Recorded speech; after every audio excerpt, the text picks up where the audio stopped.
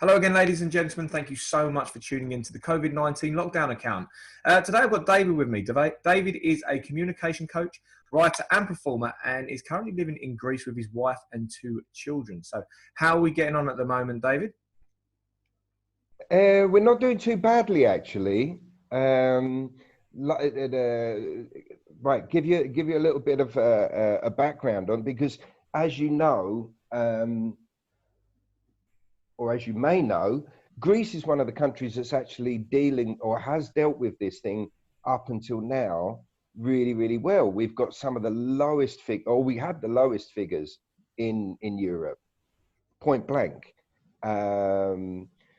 So generally speaking, everything has been going well. Mm-hmm. We locked down before a lot of other countries, and there hasn't been a huge spread. And since the quarantine, you know, the kids started homeschooling, for which my wife and I, because we're both educators, we kind of took that on to begin with. We took that bull by the horns, and my work has seamlessly transferred online.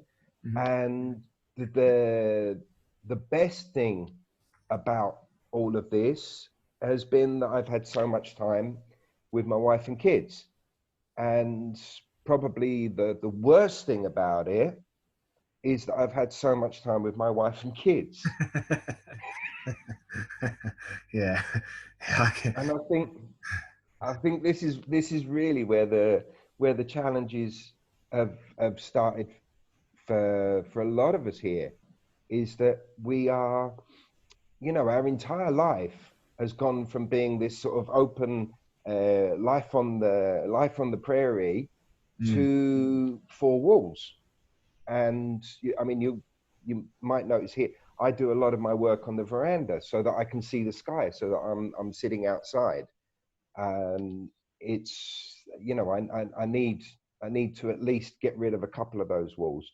But having your work, the school, your social life, your home life, your love life, everything within those four walls, that's been the hardest bit, Joe, really.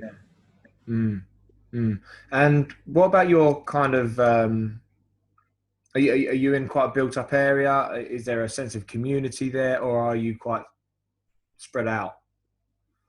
How can I put it? Okay, you could probably compare it to Southeast Essex, in as much as you know, we're fairly close to our neighbours, or we're very close to our neighbours, but we're in a village and we're on the side of a mountain. So 10-minute walk and I'm in the forest. Wow. And that's helped an awful lot, because you know, I slip my shoes on and I go up and I run in the mountain, and that's my asylum, that's my solace. I can imagine that must be amazing for reflection as well.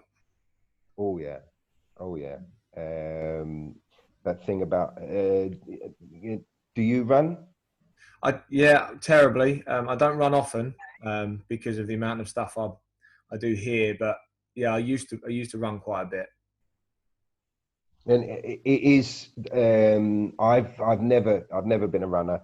I wouldn't run for a bus. Yeah. But the thing is getting out of the four walls, is getting out of your head and into nature. And I like being in the mountain. The views are incredible. We on one side we see over two lakes, and on the other side we're looking over onto the sea. So that's gorgeous.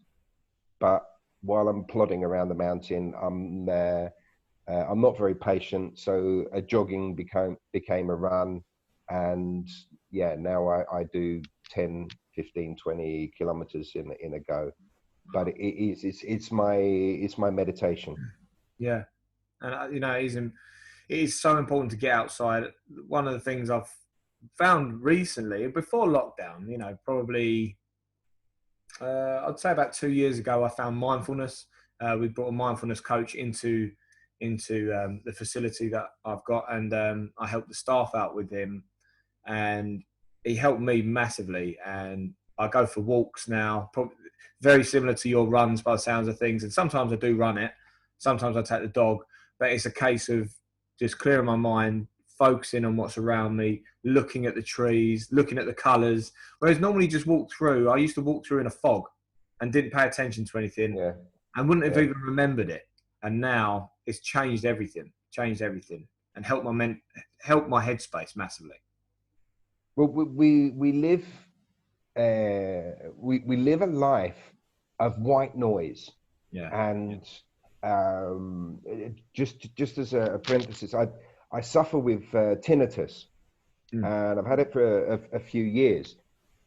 And what it taught me was how to tone it down, how to control it, and how to get that kind of mindfulness feel about being in touch with inside and Yeah. what's going on, so I can close those valves and shut it down.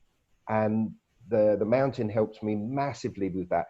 But up and up until lockdown, we live in this life of white noise. There's the messages coming in left, right, and center.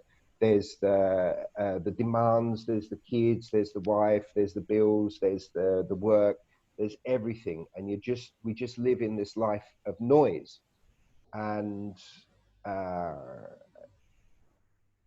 that meditation, whether you call it wellness, whether you call it meditation, or Zen, or whatever it might be, that opportunity to actually tone down that noise and really listen to yourself is so important. And I think a lot of people that are going through this process, or being through this process of lockdown, I think it's been a tremendous opportunity to get in touch with that. Yeah. Yeah, very much agree with that, and I've found time to do it myself, so I can personally relate to that.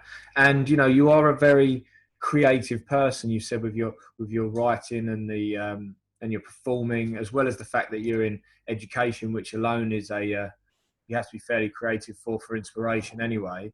Yeah. Has that given you time to push your craft, as it were? When it all started, Jerry, I thought, yes, I'm not going to have to be traveling around the city. I'm not going to be have to going to this place and that place. I'm not going to be having to do the seminars that I do. I'm going to be at home, and I'm going to have more control over my day. But of course, I didn't figure in the kids, because you know the homeschooling that they've done has not been up to scratch.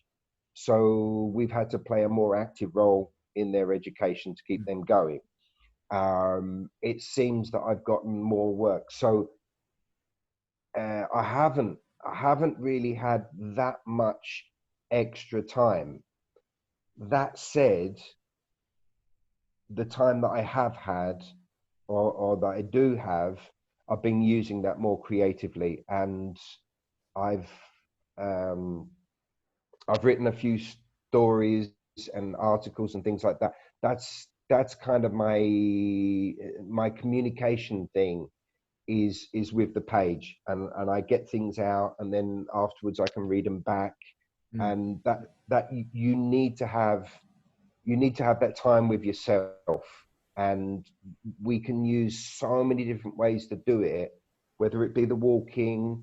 I'm sure with your working out, you know, while you're thinking, right, I've got to get this heavy weight in the air and then put it down so I can pick it up again, you're still having that opportunity just to communicate with yourself a little bit.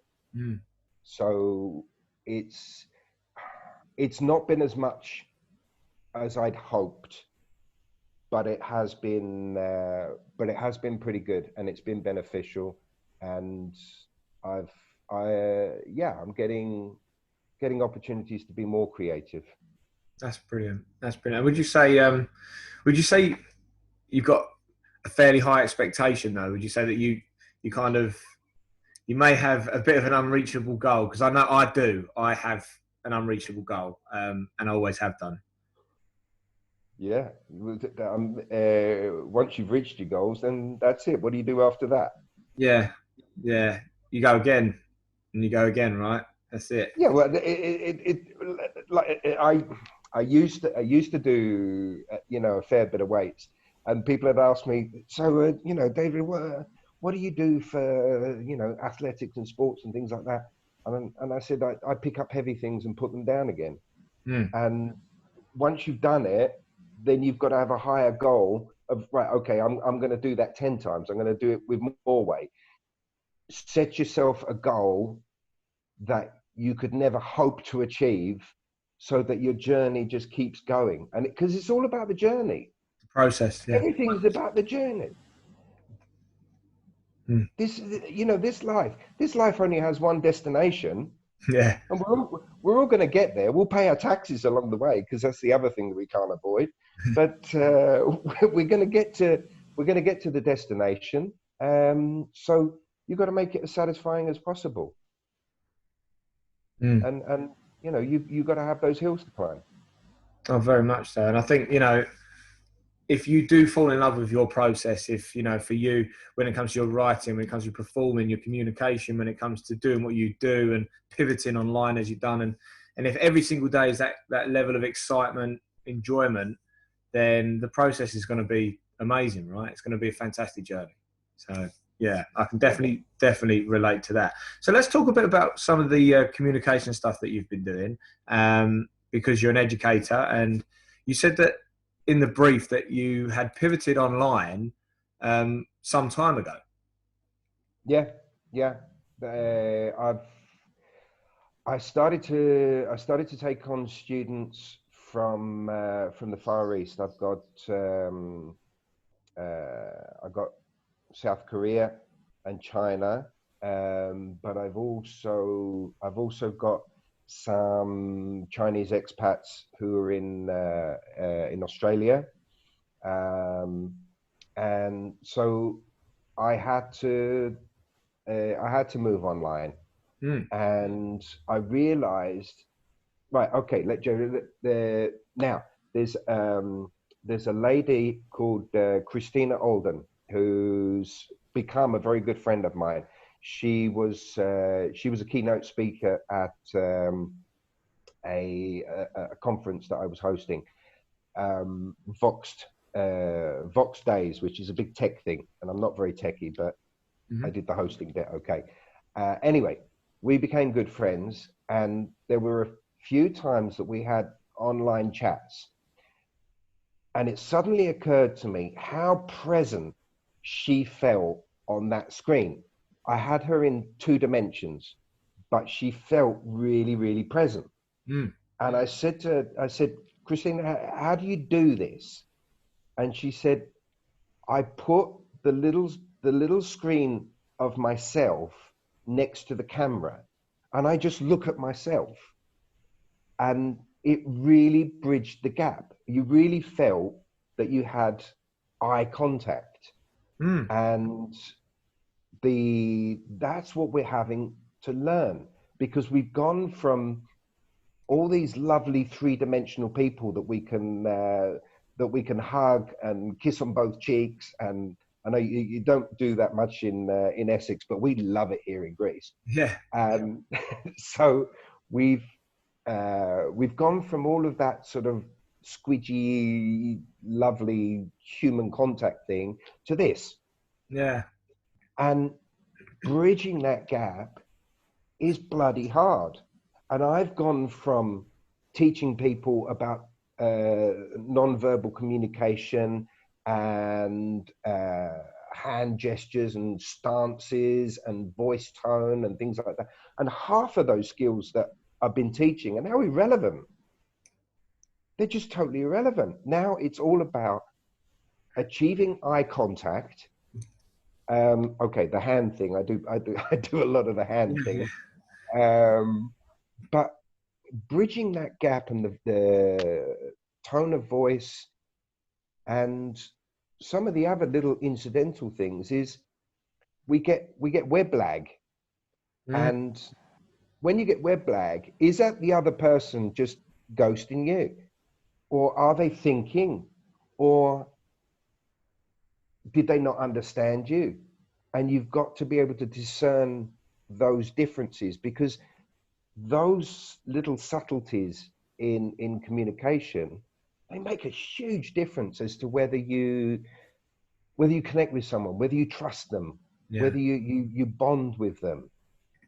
And you shut down this screen, and then afterwards you think, yeah, okay, whatever. Or, as with my friend Christina, you feel that you bonded a little bit more.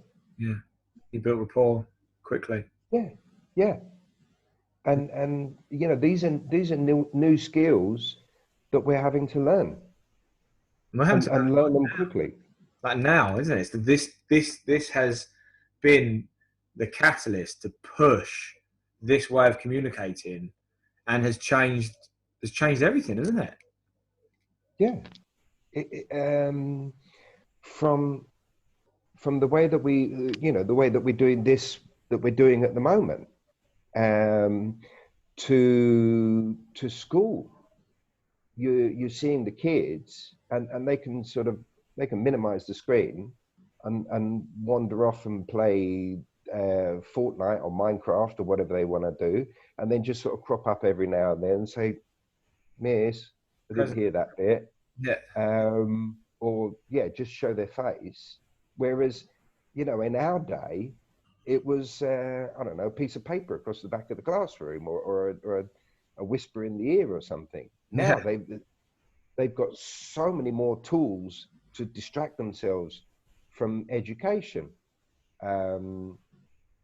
I did a thing that I called the Hub Pub, and for a few weeks I just had an open up thing where people from all over the world came in, and we did it on Zoom, and we just sat and had a drink with each other, and that was getting to know how to socialize through this two-dimensional medium.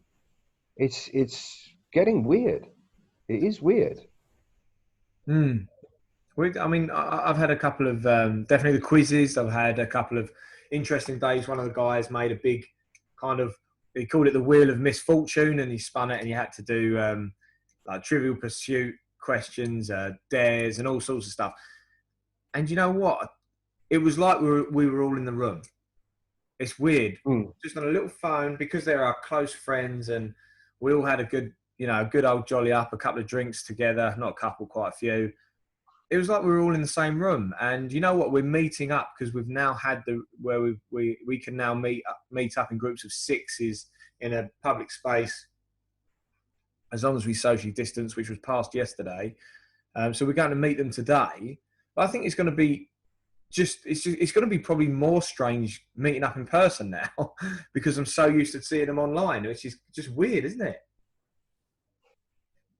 About a week ago, I went to see somebody, and he offered me his hand, and then he took it back again, and he asked permission.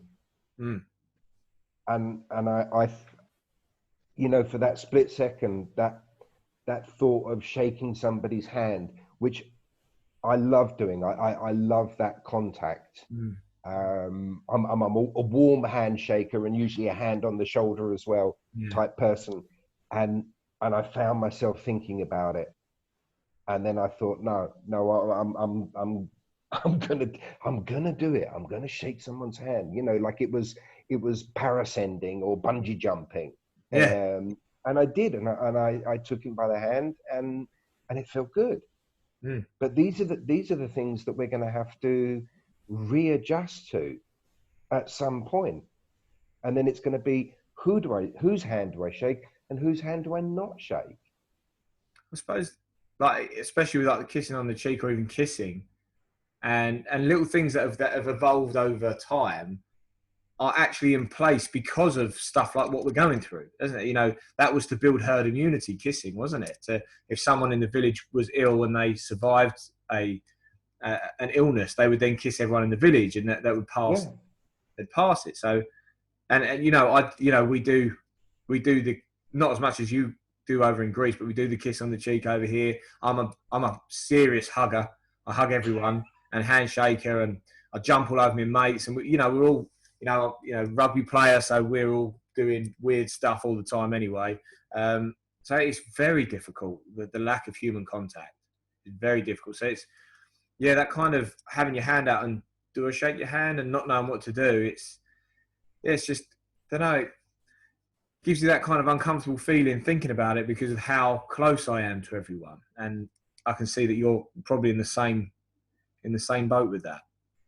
It's awkward, and if we remember that communities start with two people, and the two people becomes four people, becomes a village, becomes a town, and making just those subtle distances between individuals will start to cause cracks elsewhere in the society. Okay, we're doing the socially responsible thing by social distancing, where we're thinking of the community of society as a whole by wearing our masks. I mean, there's another one. There's another one. Walking around with masks on and not really being able to know what people are thinking and this what's is going through their head. That's gone. And it's part of the, as you were saying earlier, the visual communication, the hand gestures, the body gestures, the being able to kind of, I don't know, everyone's going to end up with a poker face, really, aren't they? Just 24/7, or there'll be different signs, or what they call it, a tell, didn't they? They call it a tell. Yeah. Behavior. So there'll be different things. I don't know. Ears moving, whether you're smiling. I don't know. It's just crazy. And I watched one of your episodes that you sent me, because you've got quite a lot of creative stuff on YouTube and stuff. And you were saying about the three options that we've got. We've got either the vaccine, the herd immunity, or death. So these are like the bits of the worries that are going to dictate how long we are in some form of social distancing lockdown from now, right? It's the two logical ways that we're going to get out of this is that basically we need to have somewhere over 50%, around 60% of the population of the world has to have some kind of immunity to this, and that will come through a vaccine, or it will come through this herd immunity, which has really gotten some bad press and a lot of derision, but that's the only way that it's going to happen. And right, okay, there's two issues there. The one is that the time scale of this, we've still got at least a year ahead of us on this thing. And what is going to be the roll on, the damage that's been caused by all of this? Is it going to change? Because we're being re-socialized. Yeah, we're being re-socialized. And okay, for you and me, we remember what hugging and kissing and shaking hands and rugby tackling and everything else is like. But for some of the little kids who, they're still less than 5 years old, they're still in primary school. For them, this is going to be an important. You've got kids, haven't you? I'm literally sitting there right now. I can hear my 5-year-old singing right now in the background, and I've got a newly 3-year-old. So she's 2, just turned to 3. And I'm just, as you're saying that, I'm thinking this is such an important time of their life. Like, it's such an important time of their life. this is an important stage in their socialization, and for them, this is going to be you get those stages of disattachment that you would get. Okay, with your kids, it's you're okay. You're going to keep contact with your kids. The physical thing is going to be there, but to a certain extent, the people that they meet out in the community are going to have that distance, and that is going to leave its shadow on their socialization as they go on. And if it carries on even longer, because we've just gotten used to it, then life is going to be fundamentally different for them. It's already their normal. And the other thing is, I've been following the Swedish guy, because Sweden and the Netherlands, they haven't had any lockdown, and the Swedish health consultant, he was saying that basically they're playing the long game.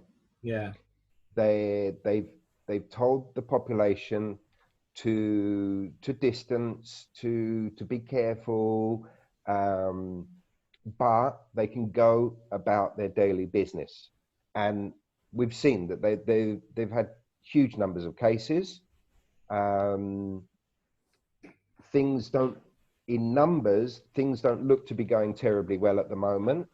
But if you consider that we've still got a year or so ahead of us, and probably a lot more, once the final tally comes in, because here in Greece we've had minimal cases. We've got something like 3,000 cases for an 11 million population, and only a couple of hundred deaths.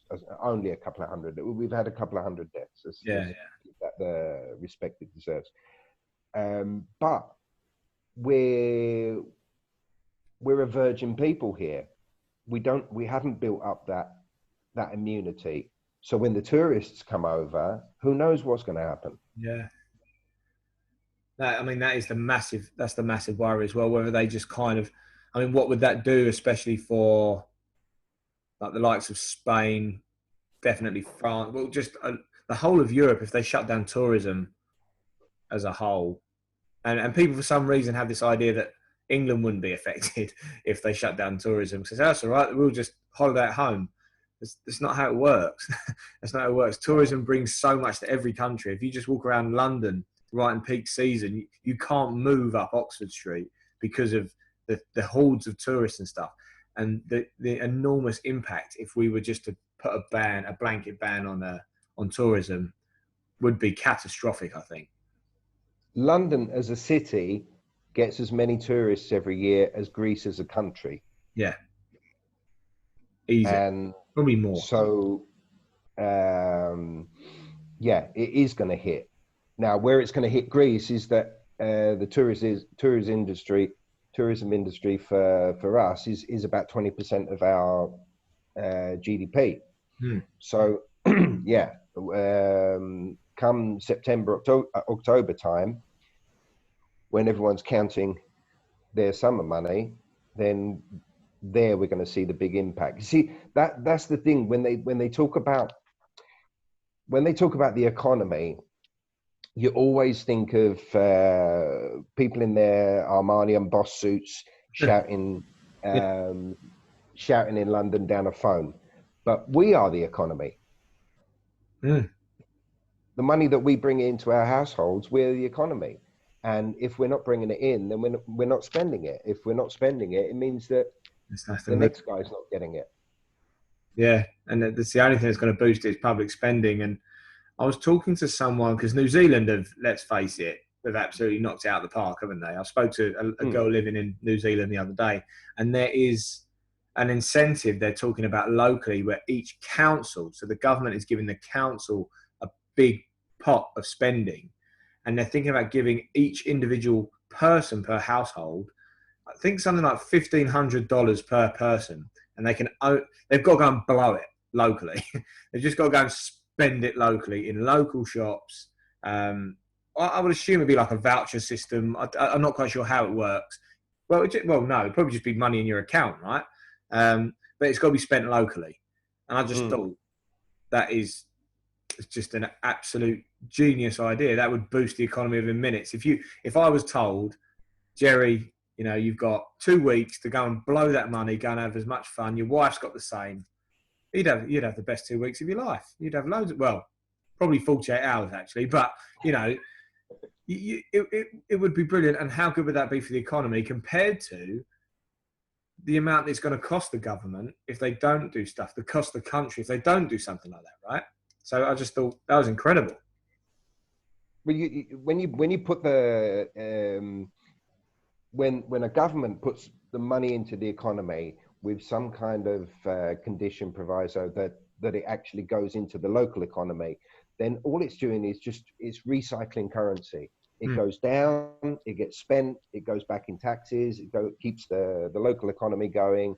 So it's not as if it is really going to cost the government directly in the way that it would appear to. Yeah. So investment has to be made. But yes, that money, if you were to do it in the UK or a lot of other countries, globalized countries, then you would give everybody their 1,500 quid and they'd spend it on Amazon and it'd all go to Jeff Bezos and we'd never see it again. Yeah. And I think that's what they're trying to prevent. I think that's what they're trying to prevent. It has to go to local. So how you'd police that though, I don't know, because in essence, you could just buy something off of your friend and you could buy off each other and then spend it on Amazon, right? So, Yeah. it is a bit of a tricky one, but let's see where that goes, because I think there's other countries kind of telling us where this is going. Now, in the brief, you told me that because you've got clientele and friends and people out in Asia, you were kind of getting the future drip fed to you, weren't you? Yeah. It was around early January, and some of them were starting to say that that something was going on, and as it developed, and it was second week of January, they were all getting ready to celebrate Chinese New Year, and then all of a sudden it was just cancelled, and then they were locked down. So I saw at least a month before it arrived in Europe what was happening. They shut down the schools. Most of my people were working from home, and yeah, I could see what was happening before it started. Before it started here, but of course, at that point, there was still that feeling of this is a Chinese problem. Yeah. It's one happy shopper in a Wuhan wet market who's caused a big problem in a certain part of China. Then you've got those ghostly pictures. You remember the first pictures that we saw of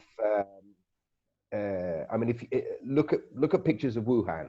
Wuhan is like a super futuristic city. Yeah. And they were just showing these great big boulevards, totally empty. Now, one of my guys, he said, he works for Siemens, and he said to me, when there's no traffic, it takes him about 15 minutes to get to his office. During rush hour, it takes him 50 minutes to an hour. So, I mean, there's a huge difference there. And he was just showing me these pictures of these just desolate streets.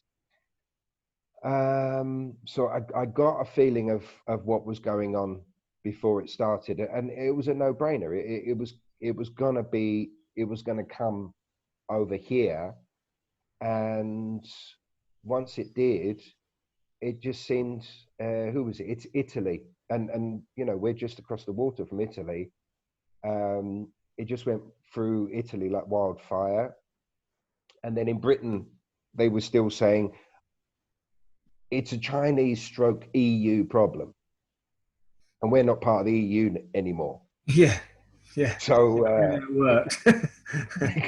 and the virus is going to respect that because he hasn't got a passport, and it's going to be denied entry. Yeah. But it didn't. It slipped in through Heathrow, Gatwick, and Stansted, and then all of a sudden, Boris is still up there saying, "No, don't worry, we got this licked," and yeah, nobody has. And then he got it. Yeah, and then he got it. I mean, if poetic justice, if ever. Which is crazy. So what week are you guys in over there? I think we're in week 10 and we're starting to lift restrictions now. So when did you guys go into lockdown? Right. Okay. First of all, I live in Greece, and Greece is not a country that really does time. Yeah. We got this thing. You have GMT, yeah. which is Greek Greenwich Mean Time. Here we have GMT, which is Greek Maybe Time. So we've got absolutely no idea how long. But I think, if I remember rightly, it was about the second week in March that we went into lockdown. Yeah. And we came out, because now we're, since yesterday, all of the schools have been open. Mm-hmm. About 3 weeks ago, the schools opened with the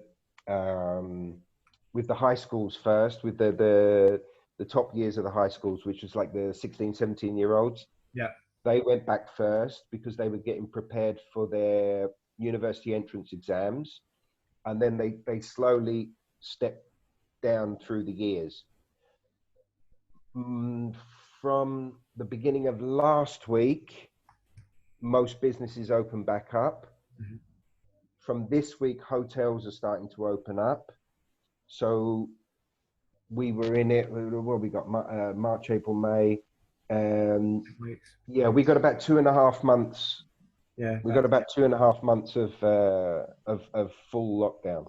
So I think that across the world, because I think Malta was in the same time zone as you, like time bracket for lockdown as you. And I spoke to a lady about it yesterday, and she said, like, even though things are open, the shopping malls are quiet, the coffee shops are quiet, people are still too hesitant to go out and do things. That's in her village anyway, in her town, sorry.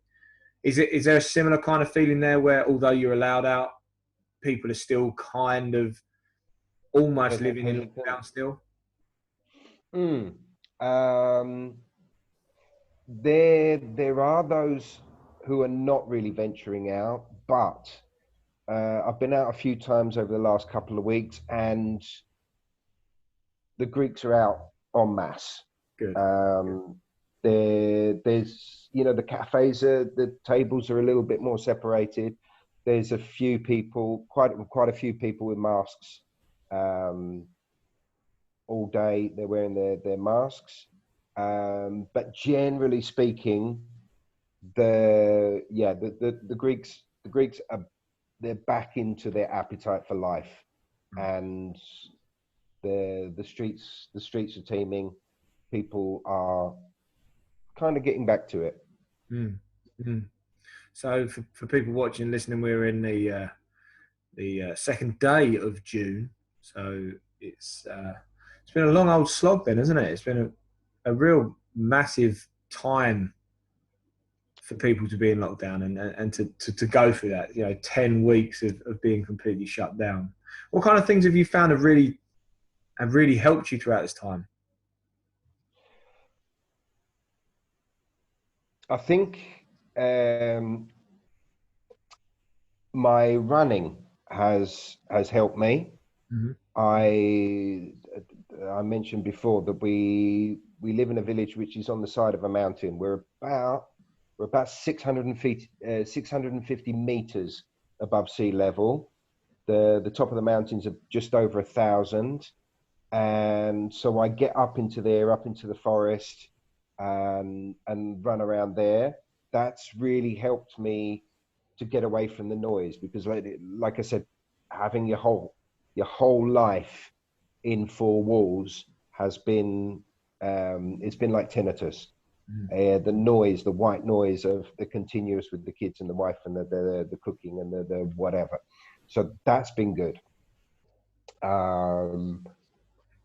Fixing myself a daily schedule, getting up in the morning, doing my run, doing my work, having my lunchtime with the family, getting back to work, and then at a certain time each day, I shut everything down and I sit with the wife and kids for a bit, then the kids go to bed, and that schedule has really been a lifesaver. Yeah. And then in amongst that, there's been my opportunities to sit and write, reflect. I come up with been writing some stories. I got one of my blog, which was I wrote really near the beginning of it all happening, and it's called the Prize. Yeah. And it's about they're coming up for day 2000 of lockdown, and the technology in the house, in this guy's house, is what keeps him in touch with the world. The door has been locked, and it goes through the days up to the day 2000 celebrations. And in there, I put a lot of my predictions as to how I can see things changing after this. That's being as creative as possible and doing my work and keeping to a schedule. The other thing is that weekends have kind of disappeared, haven't they? Yeah, massively, yeah. You know, we used to, you do your Monday to Friday role, and if you work on a Saturday, I imagine that your business is sort of 7 days a week, isn't it? 7 days, yeah. And so you were kind of primed for that. Whereas for a lot of people, myself included, you know, my weekends were mostly family time. It was mostly that sort of weekend, which was your little notch on the wall to say another week has gone, but that's disappeared. So there's been no notches, and it's just been this one fluid amount of time. And on the one hand, it's made it go quicker. On the other hand, it's just an amorphous patch of time. Yeah. It's you know, it's a wet puddle of time.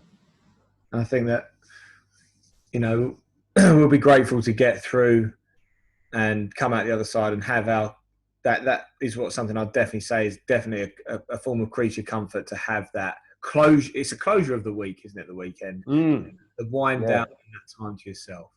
So, David, I mean, we're going to put we're going to come to a bit of a close now. It's been, you know, I've really enjoyed chatting to you so far, Dan. I'd love to revisit. Thanks, mate. You in the future. Now, when I do come into a close, I ask everyone this one quite big question, and that is, if you could go back to the beginning and give yourself some advice, what would it be, and also how would it help?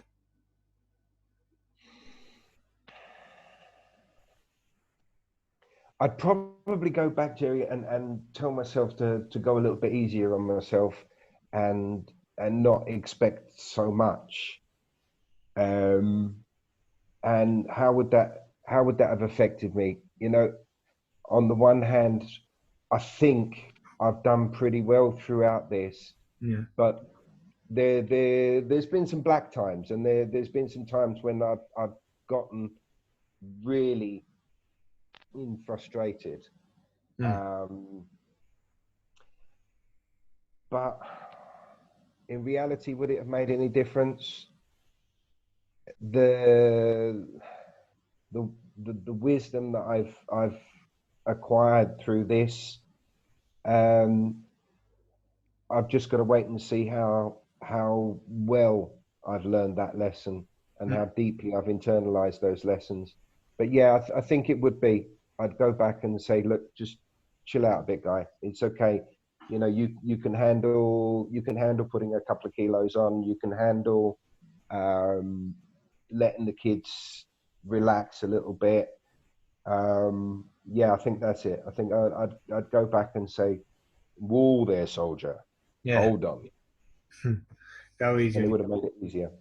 And I think you are right. You know, we are always telling everyone to be kind to each other, but sometimes I think we need to be a bit kinder to ourselves because we give ourselves too much of an expectation sometimes, which gives us unnecessary stress. And I am you know, I torture myself with stuff like this on a daily basis. So I think I could definitely learn something from that. So look, David, thank you so much. We're going to include all of your links now. Obviously, you've got a lot of creative stuff that we want to add into that. So can we find you on like YouTube or website, Instagram, stuff like that?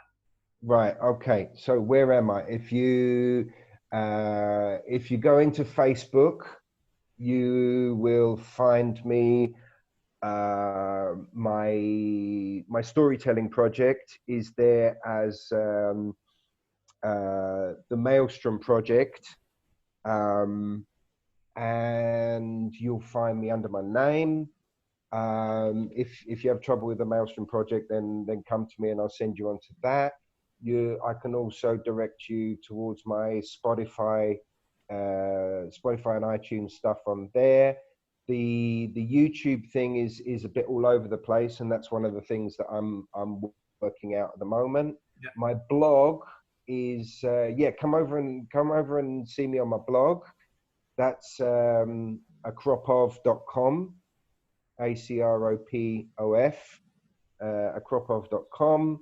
And on Twitter, you'll find me at Figaso, which is FYGASO.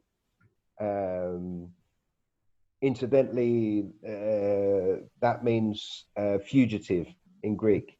So yeah, that says a lot. Yeah. So yeah, I'm kind of all over the place, but yeah, come and say hello. Definitely. And I'll direct you off to the weird and wonderful world of me. Brilliant. Well, Dave, we're going to put all of that information in the show notes. I'm going to quickly say goodbye to this lot and then we'll debrief off camera. So, guys, thank you so much for watching today. It's been a fantastic episode. And if you've enjoyed it as much as I have, please use social media for that kind of positive way that it was invented and share this story away so other people in your circle can benefit from it the same way that you have. If you have enjoyed it, please do leave us a cheeky comment, but keep it kind and keep it clean. Or we just get rid of it. Next thing as well, guys, if you do feel like you've got a voice and you'd like to help me on this gargantuan task of interviewing 100 people during the COVID-19 lockdown of 2020, please do get in contact with me via ABC Gym on Facebook, or you can leave me a cheeky comment and I'll get back in contact with you guys within about 48 hours. Thank you so much for watching. David, thank you so much for that, and we'll be seeing you soon.